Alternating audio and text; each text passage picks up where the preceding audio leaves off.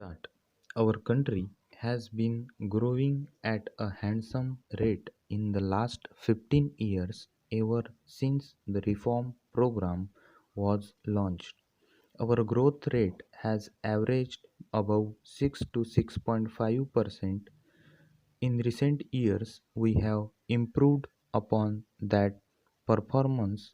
Our growth rate is now around 7.5 to 8%, and we can increase this growth rate, and we need that growth because it is only in a rapidly expanding economy that we can find meaningful solutions to the problems of acute poverty, deprivation, which still categorizes many parts of our country.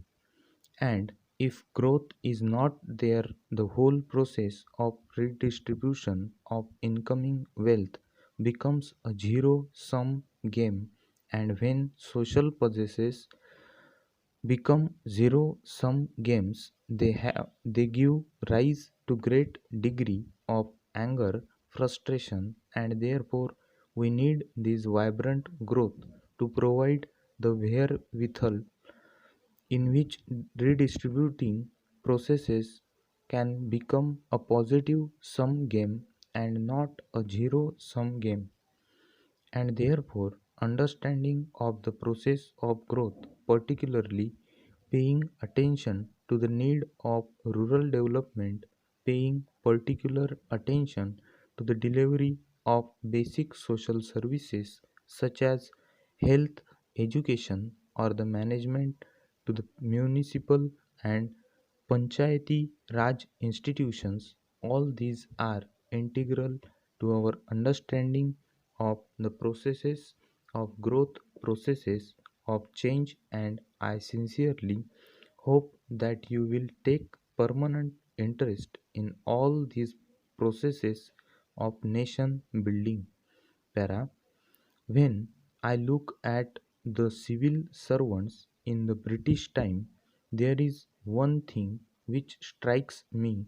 Many of them, although they came to our country from far away, distant land, many of them spent lot of time in understanding the sociology and economics of how India's rural dynamic works.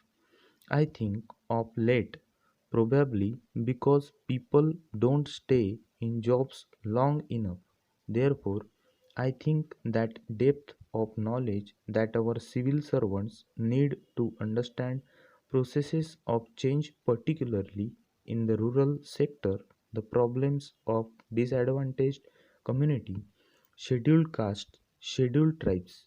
They do not receive the attention that they deserve. That's why you have tensions in rural India, the Naxalite problems. These are problems which have several dimensions. A law and order dimension is important, and no state can really neglect the enforcement of law and order and also enforcement of the rule of law in our country. But you must also recognize that there are, I think, underlying tensions arising out of the fact that not all sections of our society get an equitable share or the benefits of growth, benefits of development, and therefore I think you have to pay particular attention to being the custodians of the well being of the weaker sections. Over.